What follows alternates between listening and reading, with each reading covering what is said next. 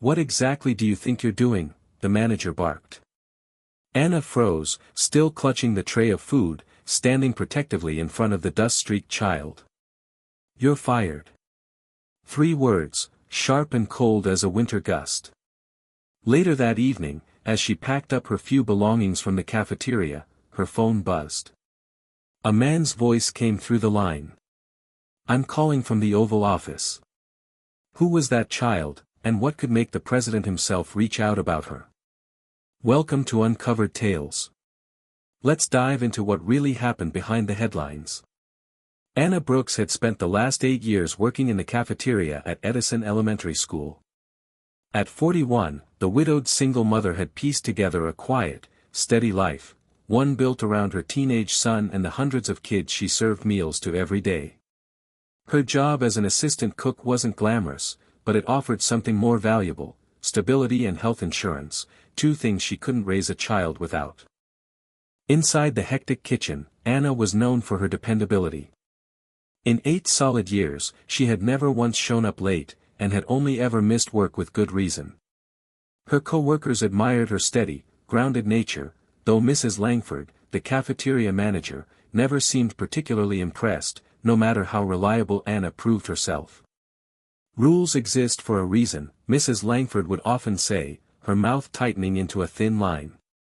At Edison, rules dictated everything: how much food to serve, how hot it had to be, and most importantly, who was allowed to receive a meal. No lunch ticket. No food. No exceptions.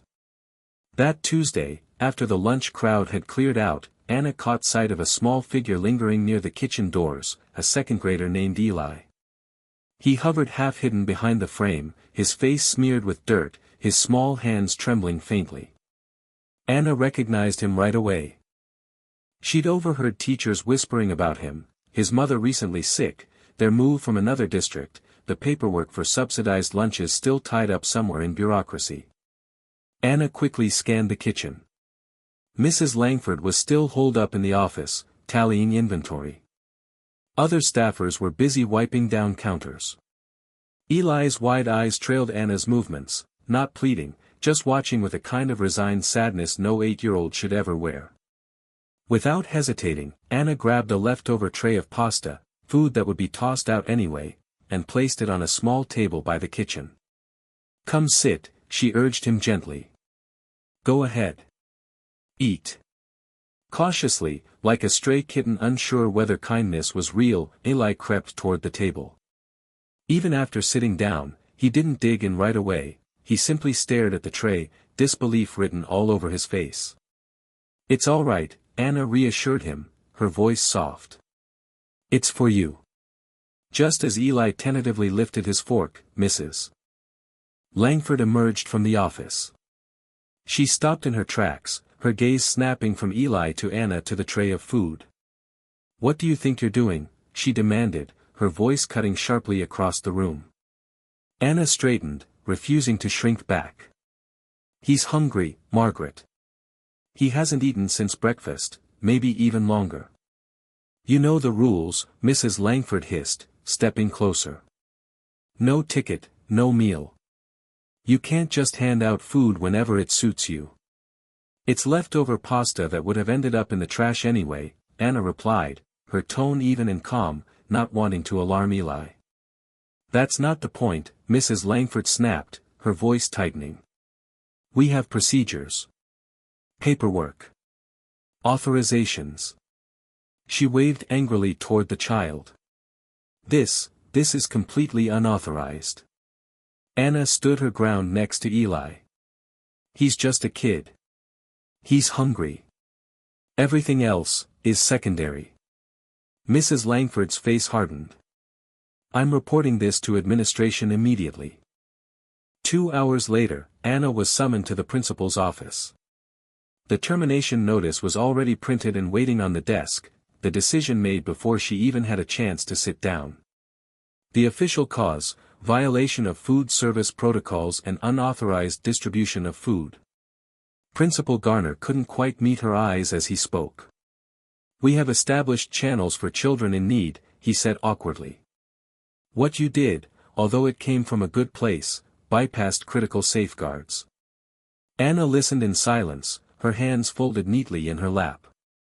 She had braced for this ever since Mrs. Langford had spotted her, yet somehow the finality of it all, 8 years ended in a 10-minute meeting, still felt unreal. "Do you have anything you'd like to say, Mrs. Brooks?" Principal Garner finally asked. Anna weighed her words carefully. Fighting it would change nothing. Long explanations wouldn't undo their decision. In the end, she chose honesty. "I'd do it again," she said quietly. 20 minutes later, Anna walked out of Edison Elementary for the last time, carrying a small cardboard box filled with the few personal items from her desk. Her security badge had been deactivated. Her final paycheck would come by mail. 8 years of service, wiped away over a single tray of pasta.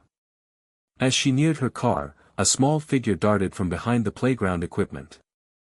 It was Eli, standing shyly on the sidewalk, waving a timid hand. In his other hand, he clutched a napkin, still smudged with pasta sauce. Anna returned the wave with a soft smile, her job gone, but her conscience firmly intact. Sometimes, one choice, one small act of defiance, can set an entire future into motion. "Are you ready?" By nightfall, word of Anna's firing had spread like wildfire throughout her apartment complex. Her neighbor, Karen, showed up at her door, carrying a steaming lasagna, and a furious heart. "This is absolutely insane," Karen ranted as she plopped the casserole dish down on Anna's kitchen counter. "Firing you for feeding a hungry kid? What kind of world are we living in?" Anna was grateful for the support, but she stayed grounded in reality. "I broke the rules, Karen. They had every right to act the way they did. Rules that keep kids from eating shouldn't even exist," Karen argued back firmly, shaking her head. While her son Caleb reheated the lasagna in the microwave, Anna filled her neighbor in on what she'd learned about Eli's situation. His mother, Laura Thomas, had moved into their district just 3 months earlier after losing their previous apartment. Not long after relocating, Laura had been diagnosed with a severe case of pneumonia, which landed her in the hospital and put her new job on hold without pay. Medical bills, lost wages, a new town, it had all piled up into the perfect storm of hardship. "The school lunch paperwork just got lost somewhere in the chaos," Anna explained. "And without the proper documents, Eli doesn't qualify for free lunches, no matter how desperate their real situation is. Isn't there someone you could call? Maybe explain what's going on?" Caleb asked, his teenage voice thick with frustration and a sense of injustice. Anna sighed and shook her head. "I already tried. I reached out to the district social worker," she said. "She warned me that if I kept pushing, I could face legal trouble for accessing student records without permission. Especially now that I'm no longer employed by the school." The next morning, Anna faced the dreaded task of job hunting. At 41, with most of her work experience tied to school food services, her prospects didn't look bright. But bills wouldn't wait, and Caleb's college dreams wouldn't fund themselves. As she updated her resume, her phone kept buzzing with notifications. Overnight, the local parent Facebook group had gone into overdrive. Someone, Anna guessed it was a sympathetic kitchen coworker, had posted a short video clip of the cafeteria incident.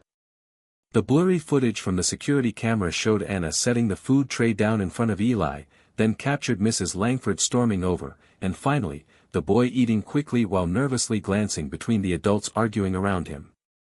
Eli's little face was clear in the video, thin, worn out, but shining with visible hope the moment food was placed before him. The clip ended with Mrs. Langford pointing furiously toward her office while Anna stayed firmly by Eli's side, shielding him as best she could. Comments poured in beneath the post, the reactions sharply divided. How can anyone fire a person for showing basic human decency?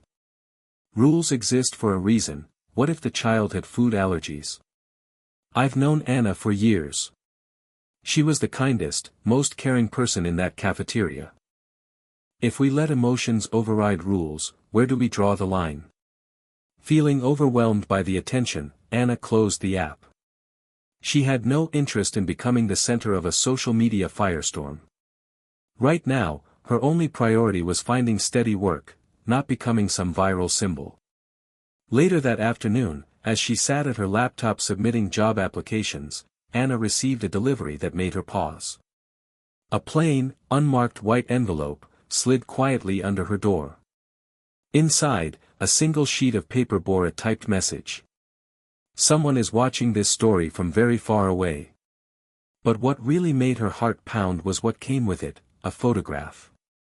It showed a hand wearing what looked unmistakably like a presidential ring, resting on a tablet screen that displayed the very cafeteria video she'd seen earlier. Anna stared at the image, trying to make sense of it. Was it some kind of sick prank? A weird threat? When Caleb came home from school, she showed him the photograph. "Mom," Caleb said slowly, turning the paper over in his hands, "I'm pretty sure that's the real presidential seal on that ring." Anna gave a skeptical laugh, though doubt crept into her mind. "That's crazy," she said, trying to brush it off. Why would anyone that important care about some cafeteria worker in Pennsylvania? But the question hung in the air, heavy and unanswered. That evening, Anna forced herself to focus on everyday things, making dinner, helping Caleb with his homework, folding laundry. The letter, she decided, was probably just someone's idea of a weird joke. Not worth losing sleep over. At 9:17 p.m., while she was packing up the last of her things from the cafeteria job, Anna's phone rang again. The caller ID simply read, "Unknown number." Normally, she would have let it go to voicemail, assuming it was another spam call. But something, maybe the lingering mystery of that envelope, made her answer. "Hello. Good evening. Is this Anna Brooks?" A calm, professional male voice asked. "Yes, speaking," Anna replied cautiously. "Please hold. Someone would like a word with you." Before Anna could ask who, the line clicked over. There was a brief stretch of silence, then a new voice came on, deeper, warmer, and immediately recognizable to almost every American. "Mrs. Brooks, this is the President. I wanted to personally thank you." Anna's knees buckled, and she sank heavily into her kitchen chair, one hand clutching the table for balance. I'm sorry, but is this some kind of prank?" she stammered. A soft chuckle came through the phone. "No prank, Mrs. Brooks. I watched the video from Edison Elementary myself today. My daughter actually brought it to my attention. She was deeply moved by what you did. Mr. President." Anna whispered, still stunned, "I just gave a hungry little boy some leftover pasta." "What you did shows the best of what America stands for," the president said warmly. "Compassion over red tape. Humanity over endless paperwork. I've been fighting to get a school lunch bill through Congress for months now, and your story might be exactly what we need to show people how these policies affect real lives." Anna struggled to pull her thoughts together into a proper response. I lost my job over it, sir," she finally said. "I know," he replied. "And that's something else I want to talk with you about." He paused briefly, then continued. "My team will reach out to you first thing tomorrow morning. Would you be willing to come to Washington next week? And if the boy and his mother are willing, we'd love for them to come too." Still dazed by the surreal conversation, Anna answered without hesitation. "Yes, absolutely." "Wonderful," the president said. "And Mrs. Brooks, what you did matters. Sometimes, the smallest acts of courage and kindness ripple out to create the biggest waves of change." When the call ended, Anna remained frozen in her kitchen chair, the phone still clutched tightly in her hand. Outside, her quiet Pennsylvania neighborhood carried on as usual, completely unaware that one ordinary cafeteria worker had just been pulled into an extraordinary national moment. The next morning, Anna woke to her phone ringing at 6:32 a.m. The local news wanted a statement. So did the state newspaper. Even a national morning show had reached out. Overnight, the cafeteria video had exploded across social media, racking up millions of views and sparking a new hashtag, #FeedWithDignity.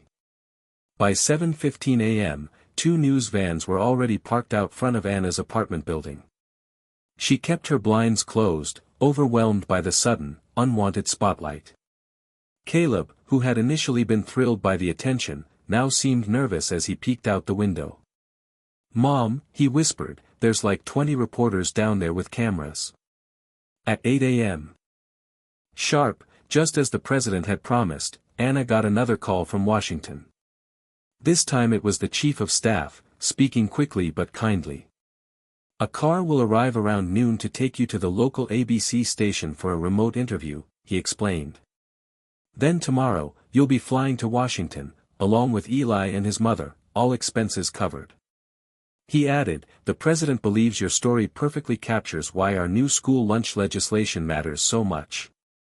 If you're comfortable, he would like you to stand beside him during the executive order announcement." Still trying to process how everything had escalated so fast, Anna agreed. Feeding one child had somehow set off a chain reaction that now reached the highest levels of government. At 9:30 a.m., Anna got an unexpected knock at the door. Laura Thomas, Eli's mother, stood there, eyes red from crying but posture steady. "I had to come thank you in person," Laura said as Anna ushered her inside. "Eli told me everything that happened," Laura continued, her voice cracking. "Then I saw the video this morning." She paused, gathering herself. "You're the first person who's actually helped us since we got here." Laura shared that her pneumonia had led to serious complications, leaving her on extended unpaid leave from work. Trying to balance medical bills, recovery, and single motherhood had left her drowning. Filing school paperwork was just one more battle she hadn't had the energy to fight. "I guess I was too proud to ask for help," she admitted quietly, and too tired to figure out the system. By 10 a.m., the story had reached Edison Elementary itself. Students arriving at school were greeted by a line of protesters stretched along the sidewalk, parents, neighbors, and even students from other schools, holding hand-painted signs.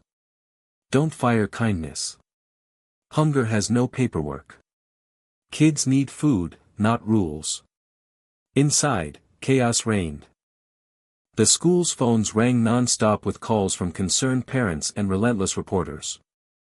Mrs. Langford, facing a growing tide of backlash, had called in sick after receiving angry, and in some cases threatening, messages on her personal social media accounts. Principal Garner spent the morning barricaded in emergency meetings with the district superintendent and school board members. Pressure was mounting fast from every direction. Local businesses started calling too, not to criticize, but to offer Anna new jobs, many paying better salaries than she'd ever earned in the cafeteria. Meanwhile, 3 spontaneous GoFundMe campaigns had sprung up, raising thousands of dollars to support both Anna and Eli's family. Television producers reached out, offering interview slots and talk show appearances. Caleb watched it all unfold with wide eyes, a strange mix of pride and worry on his face. "Mom," he said in awe, "I've never seen anything blow up like this before. It's like the whole world suddenly cares." "Not the whole world," Anna said gently, placing a hand on his shoulder. "Just the part of it that needed reminding about what really matters." At 11:45 a.m., Anna's phone rang again. This time, it was Principal Garner himself. "Mrs. Brooks," he began, his voice tight and uncomfortable, "the district board has asked me to reach out and formally offer you your position back, along with a public apology and, well, a promotion to head cafeteria manager." Anna couldn't help but notice the bitter irony of it all. "And Mrs. Langford?" she asked coolly. "She's decided to take early retirement," Principal Garner answered, his voice coated with diplomatic politeness. "I appreciate the offer," Anna replied calmly, "but I'll need some time to think it over." By midday, an official statement from the education secretary had made headlines. No school employee should ever be fired for making sure a child doesn't go hungry. The Department of Education is reviewing federal guidelines regarding emergency nutrition in public schools. At noon sharp, just as promised, the car from the White House arrived, a sleek black SUV with tinted windows. The driver, a man who introduced himself simply as Paul from the White House Transportation Office, greeted Anna with a professional nod. Before she could fully process what was happening, Anna was on her way to the local ABC affiliate station. There, she participated in a 7-minute live interview broadcast across the country. When asked point-blank why she had risked her job for a single meal, Anna's answer was plain and heartfelt. "It wasn't something I weighed out. When you see a child who's hungry, you feed them. Everything else, rules, consequences, it all comes second." As the interview wrapped up, breaking news flashed across the screen. The president would be addressing the nation the next day to unveil a new school lunch initiative, with Anna Brooks standing at his side. Social media went into overdrive almost instantly. Celebrities posted tweets of support. Politicians from both sides scrambled to show they stood with the growing movement. Big-name corporations announced donations to child hunger organizations. And through the media storm, Anna stayed steady, keeping her focus not on the headlines, but on the real people who mattered most, Eli and his mother, Laura, who would soon be traveling with her to Washington. The next day unfolded like something out of a dream. First, a private government jet flew them to Andrews Air Force Base. From there, a polished motorcade swept them to the White House. A surreal but brief tour of the historic halls followed, and then, the moment Anna could hardly believe, stepping into the Oval Office to meet the president himself. "Mrs. Brooks," the president said, standing up from behind his desk and extending his hand warmly, "it's truly an honor to meet you." Anna, Laura, and little Eli were invited to sit on the famous couches, the very ones where world leaders had hashed out diplomacy for decades. The president sat with them, not as a distant figure of power, but as someone genuinely invested in hearing their story. "A nation isn't built by politicians or policies," he said, looking directly at Anna. "It's built by people like you, people who see a need and answer it without hesitation." Turning to Eli, his voice softened even further, carrying the kindness of a grandfather. "You're a very special young man. Your story is helping us change things, helping us make sure other children won't have to go hungry." After their private conversation, they moved outside to the Rose Garden, where press members and invited guests waited under the bright spring sun. There, the president stepped up to the podium and made the historic announcement. A new executive order requiring every public school to offer no-questions-asked emergency meals to any child appearing in need, paperwork or no paperwork.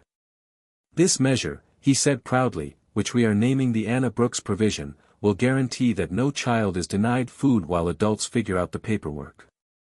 The crowd erupted into applause. Then came the moment that would soon dominate every news channel and newspaper front page. The president awarded Anna the Presidential Citizens Medal, one of the nation's highest civilian honors, making her the first school cafeteria worker ever to receive it. The citation engraved on the medal read, "For service to the nation by proving that one simple act of kindness can ripple out to touch countless lives." When invited to say a few words, Anna approached the microphone, her hands trembling slightly with nerves. "I never dreamed a plate of pasta would lead me here," she began, her voice cracking a bit, drawing a warm ripple of laughter from the crowd. "I just did what any parent would pray someone would do for their own child. If my son were hungry and someone showed him kindness, I would be thankful for the rest of my life." As she stepped back, the gathered crowd rose to their feet, giving her a standing ovation. Laura moved quickly to hug Anna tightly, tears streaming freely down her face. "You didn't just feed my little boy," Laura whispered through her tears. "You saved both of us." Cameras flashed. Reporters shouted for quotes. But as Anna looked around, her eyes found Eli, standing quietly to one side, watching everything unfold with wide, solemn eyes. And right then, amidst the grandeur, the honor, the flashing bulbs, Anna remembered exactly why she had ever stepped forward in the first place. Not for medals. Not for headlines. But for children like Eli, kids who deserve to be seen, fed, and truly cared for. Later that evening, once they had returned to their hotel, Anna received one more unexpected call, this time from the White House itself. The president's education advisor was on the line, outlining a brand new position created specifically for her. Special advisor to the federal school nutrition program.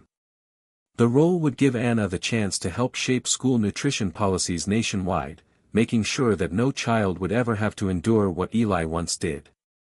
We need people with real-world experience and a strong moral compass, the advisor told her.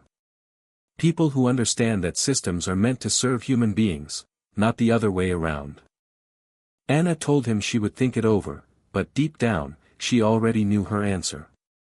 Some decisions, like the choice to feed a hungry child against the rules, didn't need overthinking. They answered themselves. 6 months later, Anna walked through the Edison Elementary cafeteria during the busy lunch hour, watching firsthand as the program she had helped design came to life. Now serving as special advisor to the federal school nutrition program, she split her days between high-level meetings in Washington and visiting schools across the country to see the impact up close. The Anna Brooks provision had officially been written into federal law, mandating that every public school have an emergency meal system in place, no paperwork, no red tape, just food for those who needed it. The legislation had passed with rare bipartisan support, a fleeting but powerful moment of unity in an otherwise divided political climate. Back at Edison Elementary, the cafeteria had undergone a quiet revolution. A new no-questions-asked policy allowed any child to receive a meal, with administrative work sorted behind the scenes, never in front of a hungry student. Mrs. Langford's replacement, a former restaurant chef and father of 6, had introduced a community table where leftover food was placed daily, free for any child who needed a little extra. But for Anna, her proudest accomplishment wasn't a law or a policy memo. It was right there in front of her, in Eli Thomas, now a thriving student, officially enrolled in the school's free lunch program. No longer hiding in doorways. No longer hungry. Eli's mother, Laura, had fully recovered from her illness and had been hired as a parent liaison for the very initiative Anna helped build, turning survival into advocacy. The cafeteria walls bore a vivid new symbol of what had changed. A mural painted by Edison's 5th grade art class, showing Anna offering a tray of food to a small, smiling child. Beneath the image, bold letters read, "Kindness feeds more than hunger." During a school assembly, a 3rd grader proudly read aloud his prize-winning essay. "Ms. Anna didn't just feed my friend. She taught our whole school what's right." When local reporters asked Anna how it felt to return to the very school that once fired her, she smiled and shared what had become her personal mantra. "If it's wrong to feed a hungry child, then I'm willing to be wrong every single time." Despite her packed schedule, Anna made it a point to start every morning volunteering at a local shelter's breakfast program. When asked why she continued, even now, she answered simply, "We don't have to do extraordinary things. We just have to refuse to look away when ordinary needs appear." On the 1-year anniversary of the cafeteria incident, Anna received a small, handmade card from Eli. Inside, alongside a colorful crayon drawing of the White House, were the heartfelt words, "Thank you for the pasta. It changed everything." Anna kept that card displayed proudly on her desk in Washington, a daily reminder that true change often begins with the smallest, simplest acts of human kindness. A single meal, offered with dignity and care, really can transform a life. Sometimes, it can ripple outward, changing a community. Sometimes, it can change an entire nation. Even the smallest act of kindness can turn around a bad day, lift up a life, or shift the course of the world itself. We invite you. Share a moment of kindness you received, one you'll never forget. Subscribe to Uncovered Tales, where every day we celebrate the power of small goodness making a big difference. And remember, hitting like isn't just for the video. It's for the real heroes among us.